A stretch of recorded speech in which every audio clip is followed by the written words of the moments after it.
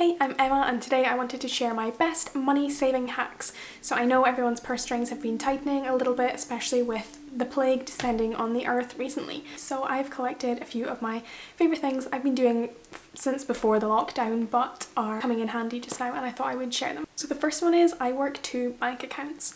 So I have one where everything goes in and out and I know what's coming, so my wages, my rent, my Wi-Fi, my electricity, I know exactly when and where the money is in and out. The second account I have is the one that I actively use. So I set a direct debit between my wages in account and my active account. My active account, I take the card and that's what I carry around day to day. So for me to actually spend more money that I've allocated per week is a 2-step process that I have to go online banking and transfer the money over, and that makes me really think about whether I want to spend the money or not. So I think having my money as money that's mine and money that is mine that I can actually spend is the biggest thing that I have done to help me save money. So the second thing I keep an eye on is flexible contracts. So I'm talking things like Spotify, things like Amazon Prime, Netflix, gym memberships, things that you pay on a direct debit basis or very regularly. So the way I like to think about these things is, am I going to be using it this month? I mean, they do try and deter you from cancelling, but these companies aren't going to go away. You can always cancel for a month and rejoin. It is completely an option that a lot of people don't consider. Same with Audible. I love Audible. However, if I have a few credits building up, I don't rush to spend them. I rush to cancel my contract for that period until I've spent all my credits. So I think flexible contracts are super. Remember, they're flexible for you. They're not flexible so the company can make sure that you stay with them forever. So yeah, don't be scared to cancel your Spotify for 2 months and rejoin again. The other thing that I do is I love online shopping, but I always step away from my basket. So I have noticed that the buzz of online shopping comes from adding things to the basket. It doesn't come from checking out or actually having the clothes delivered most of the time. What I really enjoy is just browsing. It's like Pinterest, but you go that one step further. So I personally love online shopping. I will add a bunch of things to the basket, now go ahead and confidently close the tab. As long as you have the confidence and the willpower to close the tab, it's fine. One thing I do allow myself though is if I really like an item and I think about it, I remember it overnight or I remember it the next week, then I will allow myself to go and purchase this item. But oftentimes the next day I don't even remember what I put in the basket, so I don't go and buy it. But I think to give yourself that distancing time is really good. It makes you evaluate what you need or whether you were just wanting a internet shopping buzz, which is perfectly acceptable. One thing I'm a huge fan of is unsubscribing from emailing lists. So to start off, I always check out as guest whenever I'm online shopping. Is it only me that checks out as guest? Because I just get really bad vibes when they want to sign you up and market you for things. That's one of the things that creeps me out, is all of the marketing emails that I get, and I'm very prone to unsubscribing to every marketing email that finds me on a bad day or on any day. I just hate marketing emails. I've noticed in the last 2 or so years, when you're actually in a real shop at a checkout, they'll say, "Oh, have you got an email?" And that's like a really sneaky way to market you, and I don't appreciate that. So I never give my email out if I can possibly avoid it. So checking out as guest is an always, and I will avoid giving my email out if I possibly can because it's nothing more than marketing. I have learned really carefully to know the difference between sorry I can't afford that and sorry I don't want to afford that. I used to have quite a bit of FOMO, especially around concerts or going to see comedians or something like that.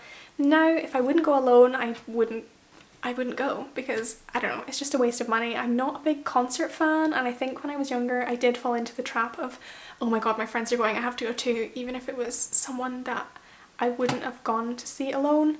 So now I have no shame of saying no to concerts or holidays or things that I just don't want to spend my money on. My biggest money saving change that I've made in my life is bringing lunch to work. So as much as I possibly can, I will pre-pack lunch, either make an extra portion the night before if it's something good and I can, or make a roll or a sandwich or something. I'm probably very lucky when it comes to coffee. I don't drink coffee, and I feel like that is, for all of my friends who drink coffee, the biggest thing that I see them drain their money on, because I know people who will daily go for like a really fancy £3 coffee, and sure, I will say yes sometimes to coming like for a coffee, but by that I mean like coming for a social while you drink coffee. Yeah, I've never bought coffee in my life. I know that's probably a really bizarre thing that most people won't associate with, but yeah, coffee is draining money. Another two things that I noticed I used to do, I've stopped recently in the last few years, has been going to shopping centres for days out when I'm bored and going to the supermarket when I'm hungry. I think these two things are an absolute catastrophe. If you're gonna have a day out, like a social day out, to go to the shopping centre, you feel like you failed if you come home empty-handed, and even though you weren't looking for anything, it's so easy to just buy things.